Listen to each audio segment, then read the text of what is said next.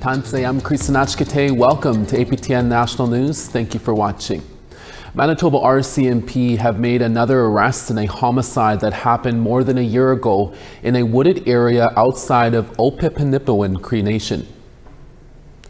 On May 4th of last year at around 7:50 p.m., South Indian Lake RCMP responded to a report of a deceased male in a wooded area outside the First Nation in northern Manitoba. A deceased 61-year-old male with injuries was found and his death was deemed a homicide.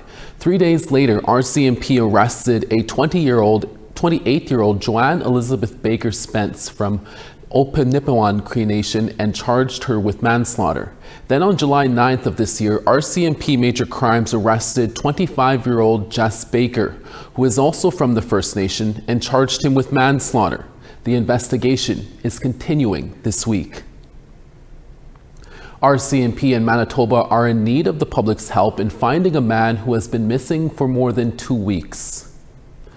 On June 30th at around 5 p.m., Wabodin RCMP received a report about a 40-year-old Travis Pikton. He went missing from a home in Lakeside Drive in Wabodin, a community about 650 kilometers north of Winnipeg. RCMP say Pikton was last seen on June 27th at 9:45 a.m. walking southbound on Highway 6 about 6 kilometers south of Wabodin. Pikton's family says he told them he was heading to Kennesaw Sipi Cree Nation. Pikton is described as 6'3", 210 pounds with black hair and brown eyes. No clothing description was provided. If anyone has seen Travis Pikton, you are asked to contact RCMP or Crime Stoppers at 1-800-222-8477. Edmonton police are also asking the public's help in locating a 14-year-old boy who has been missing since June 1st.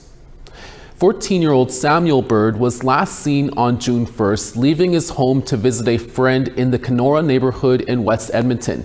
He was later reported to having been seen leaving his friend's house on foot, but never returned home, and he has not been seen by friends or family since.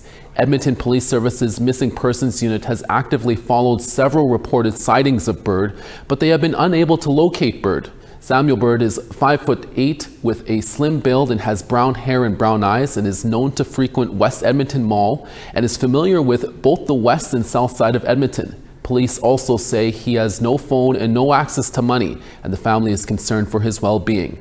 If anyone knows where Samuel Bird is, you are asked to contact the Edmonton Police Service or Crime Stoppers at 1-800-222-8477. According to Quebec's police watchdog, the BEI, a former head of public security in Mashteuch, has been arrested. Mashteuch is a Innu community in Quebec's Saguenay-Lac-Saint-Jean region. First reported by CTV Montreal, according to the BEI, Matthew Lanier was arrested on March 25th following a months-long investigation. He now faces 1 count of sexual assault and 1 count of breaking and entering. The offense allegedly took place in 2013 in Mashteuch, a community of about 2,100 people in Pequot-Miel-Notch First Nation, located about 300 kilometers north of Quebec City. In April of 2022, Lanier was appointed the Director of Public Security in April of 2022 after serving in the role on an interim basis. He was suspended from his duty last August. Lanier is a member of Pequot-Miel-Notch and has more than 13 years of experience in law enforcement, including serving in various First Nation communities. Lanier appeared in court in Roberval, Quebec on last Thursday. The coroner's report has been released on how convicted serial killer Robert Pikton died, and a warning: the following details may be disturbing to some viewers. The report says Pikton was critically injured when he was struck in the face by a fellow inmate wielding a broken broom handle. The assault happened on May 19, 2024 at the Port Cartier Maximum Security Prison in Quebec. He died in hospital just 12 days later. According to the report, the assault took place while inmates were receiving medication. Only 1 staff member was present, and they couldn't stop the other inmate from grabbing the broom used to attack Pikton. Pikton was convicted of second-degree murder in the deaths of 6 women between 1995 and 2001. Manitoba's Minister for Accessibility, Nahanni Fontaine, released another apology to the deaf community on social media over the weekend. The apology comes after she was caught on a hot mic saying she was distracted on stage by a sign language interpreter at a graduation ceremony 2 weeks ago. Have a listen. A couple of weeks ago, I used language that caused harm to the deaf and hard of hearing community. That moment doesn't reflect how I feel about deaf and hard of hearing Manitobans, ASL interpreters, or accessibility as a whole. I appreciate ASL is more than just language. It's deeply connected to deaf culture and community.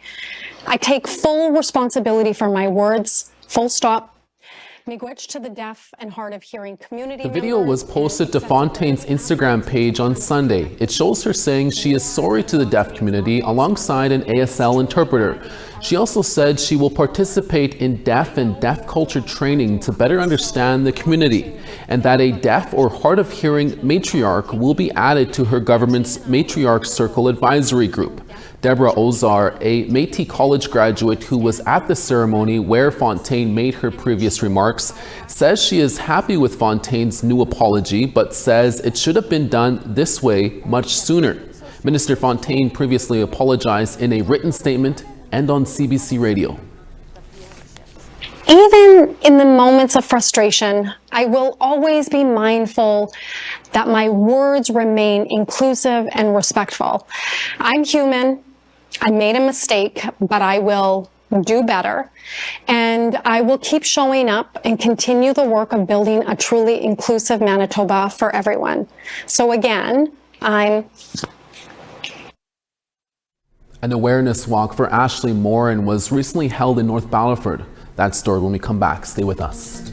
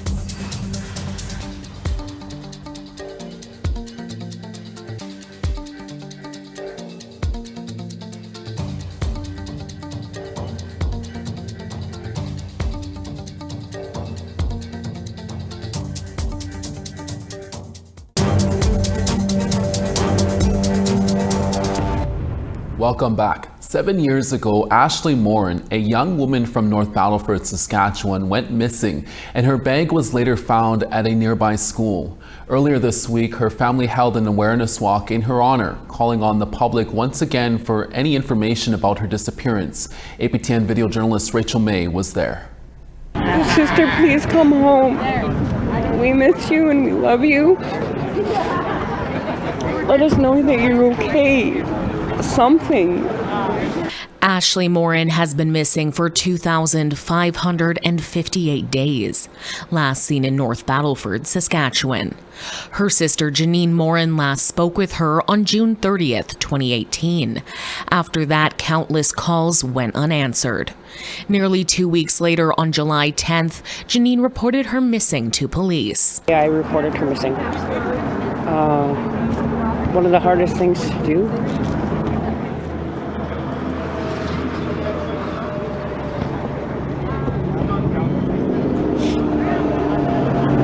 But I told my mom, I said, we can't go any longer without having any source of communication. So in 2019, 1 year after Ashley's disappearance, Saskatchewan RCMP said they believed she was a victim of a homicide. A $30,000 reward is being offered for information that leads to finding Ashley. Janine says her family won't stop holding walks and speaking out until someone comes forward. And this is going to keep going until I bring her home, till we bring her home. I'm going to raise awareness every year on the day to make sure that, she is loved and missed.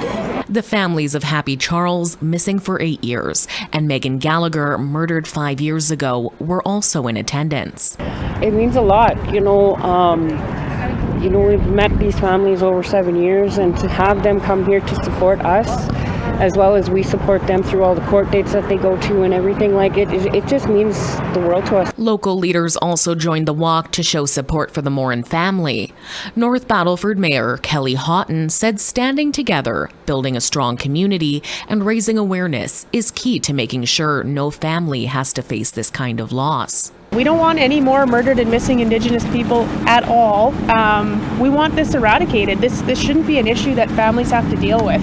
Battleford Mayor Ames Leslie says he's seen the crowds grow year after year. I just want to acknowledge the family, right? The resiliency and the determination, right? If I ever go missing or one of my kids go missing, God willing they don't, I hope that there's people like this that can rally around me or my family to this extent to make sure that we never get forgotten. The RCMP Major Crimes Historical Case Unit is investigating Ashley's case. They're urging anyone with information to come forward. Rachel May, APTN National News, North Battleford. The Main Street project was recently awarded the City of Winnipeg's only mobile outreach contract, one that used to be divided among 3 organizations. Now, some nonprofit leaders are speaking out about the city's decisions, saying the funding isn't enough to meet a growing demand. APTN Sierra Bettens has that story.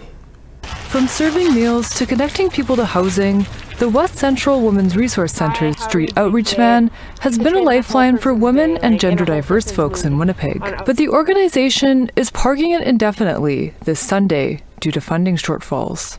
It's a loss Executive Director Laurie English says will leave a sizable gap for the people they serve, about 70% of whom are Indigenous. It's not just a loss of those essential services, it's also a loss of the connection to sustained housing. English says the Resource Centre previously received outreach funding through the province. Then, in April, the province shifted the funding to the City of Winnipeg. In May, English found out that applicants for the city's outreach contract were required to provide 24/7 mobile services. That's not a position that we were able to take because the funding available through the city was very limited, and it wasn't sufficient to have a van on the road 24/7, so that left us without any funding options. Between 2022 and 2024, the city divided $550,000 in annual outreach funding among 3 organizations. On June 30th, Main Street Project was awarded the city's only $275,000 outreach contract for the second half of 2025. It's a responsibility their executive director, Jamil Mahmood, is honored to take on, but he still believes more boots are needed on the ground. we wouldn't think you could have one police car or one ambulance for the entire city. So we shouldn't kind of consider outreach that. It is an essential emergency service. So we feel very strongly that there should be multiple outreach organizations. There are. We work very closely with all of them, but there definitely needs to be more funding. APTN reached out to the province and the city of Winnipeg for comment. A spokesperson from the city said Main Street Project was awarded the contract after receiving the highest evaluation score. A provincial spokesperson said the city of Winnipeg funds outreach services for the joint Your Way Home strategy, and that the province has provided $896,600 in annual funding to the West Central Women's Resource Centre. Beyond the numbers, English says the real cost of service cuts is relationships. We do a lot of trust building with those folks to get them connected to supports and then eventually to housing. Severing those relationships means that we will have to reestablish them once, if we're able to secure funding going forward. Both directors hope to see increased provincial and municipal investments in outreach.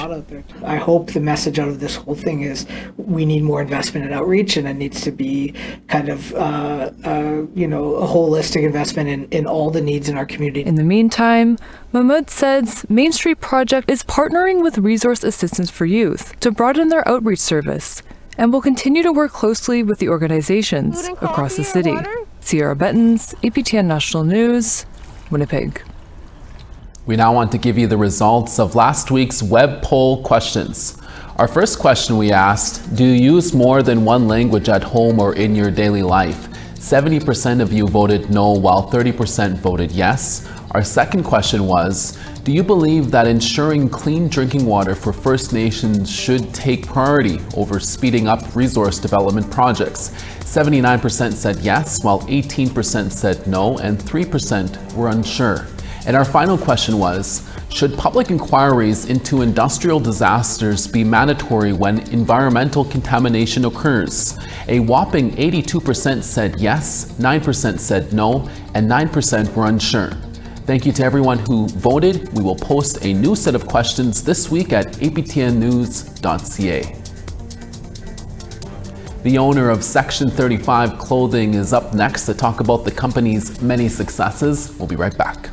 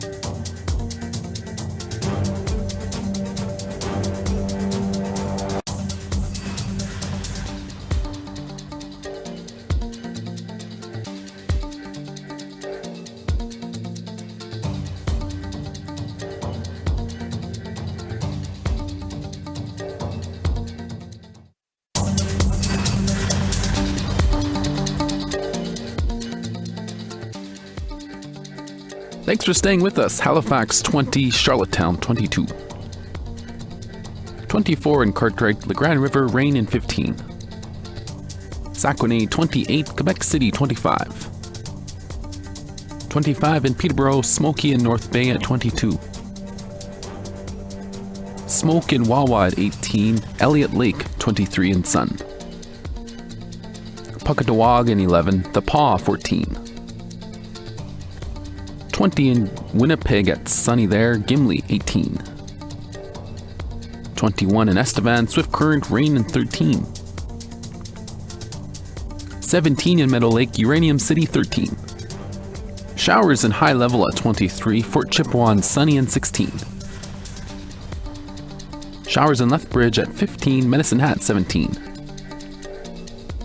25 in Vancouver and sun there, Bella Coola 19 and sun. 25 in Fort Nelson, Dees Lake 21. 22 in Whitehorse, Dawson 25. 26 in Fort Simpson, Yellowknife 20. 20 in Colville Lake, Fort McPherson, partly cloudy and 28. 13 in Chesterfield, rain in Baker Lake at 7. And 6 in Iqaluit, Iqaluit, +4. Our next guest is the owner and founder of Section 35. Justin Jacob Lewis is from the Samson Cree Nation in Treaty 6 territory. He now calls the unceded Stolo territory home in Vancouver. Section 35 was launched in 2016, and Justin says he wanted to use art and fashion to tell his people's stories. In 2022, Justin was a finalist for Menswear Designer of the Year at the Canadian Art and Fashion Awards in Toronto, and his clothing has also been featured in Vogue, Complex, and has showcased at the Metropolitan Museum of New York. We recently spoke to Justin in Vancouver. Here's that interview.